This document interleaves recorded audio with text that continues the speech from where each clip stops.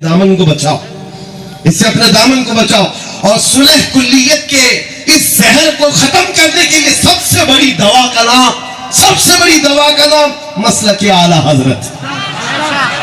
ये वो दवा है, मसलक आला हजरत। जहां आला हजरत का मिशन तो देखो आप। एक बार बीमार हो गए, बीमार कैसे? कॉलंज का दर्द, पेट का ऐसा दर्द था, कहते हैं कि शिद्दत की मरोड़ होती थी, बहुत दर्द।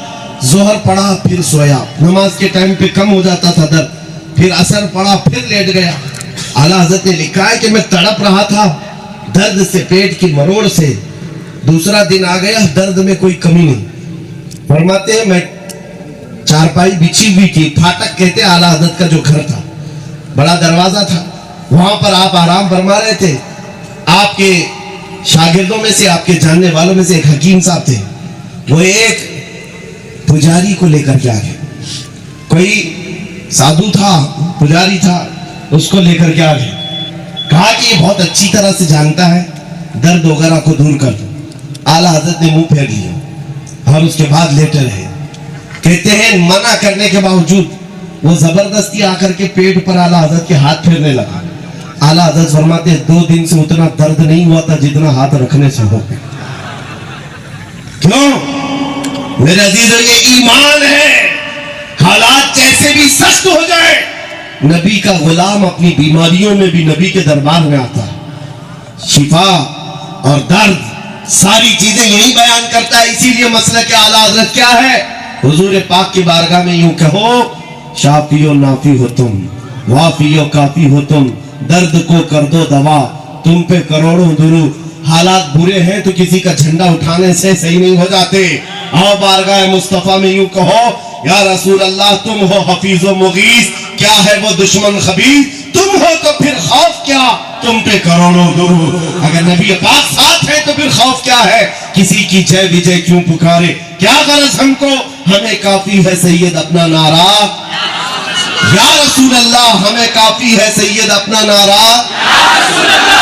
बस मेरे अजीजों, मेरी गुफ्तगू का खुलासा ये है, खत्म इस बात पे करता हूँ, हालात की संगीनियों को देख करके इन वक्त के धारों में बदल जाने का नाम ईमान नहीं है। मुसलमान कभी तूफानों में बहता नहीं है, आंधियों में भी खड़ा रह जाता है।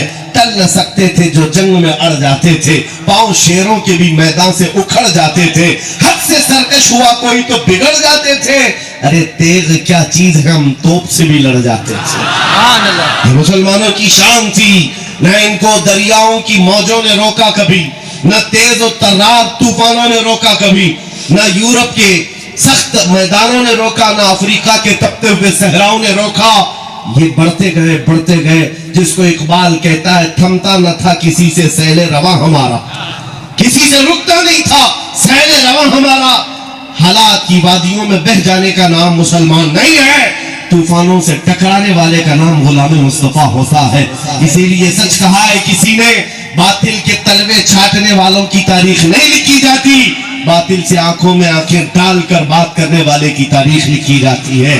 आज तुम्हारे साथ ये मामला है, इसलिए जमे रहो, डटे रहो और इस दीन पर कायम रहो। मैं किसी के छेड़छाड़ की बात नहीं कर रहा, जबरदस्ती जाकर के किसी की चोटी खींचो, किसी को पकड़ो, नहीं, हमारा मिशन ही नहीं है। हम तो सिर्फ इतना कहते हैं, अपना सब कुछ गुंबद खजरा कल भी था और मेरे नबी से मेरा रिश्ता कल भी था और इस पर जमे रहो मेरे अजीजों। हम दूसरों की बात ही नहीं कर रहे हैं, हुजूर पाक के दरबार में उन्हें जाना उन्हें माना, न रखा गैर से कार, लिल्लाहिल हम्द मैं दुनिया से मुसलमान गया। आओ इस बात पर गुफ्तगू खत्म करते हैं। हम अपनी मर्जी से अब तक बहुत जी लिए, अपनी ख्वाहिशात से बहुत जी लिए, अपने जो जो तमन्नाएं थी उसके हिसाब से जीते रहे, लेकिन अब ये अहद करके उठेंगे, हम अपनी मर्जी से नहीं जिएंगे। जिंदगी ये नहीं किसी के लिए, जिंदगी है नबी की, नबी के लिए। ना समझ मरते हैं जिंदगी के लिए, अरे जीना मरना है सब कुछ नबी के लिए। अर्ज करते आका की दरबार में, या रसूल अल्लाह दहन में जुबान तुम्हारे लिए, बदन में है जान, हम आए यहाँ उठे भी वहां, जमीन और जमान तुम्हारे लिए, मकीन और मकान तुम्हारे लिए, चुनी न चुना और या रसूल अल्लाह बने दो जहां, कौन देता منہ چاہیے. دینے والا ہے سچا, دینے والا ہے سچا, دینے والا ہے سچا.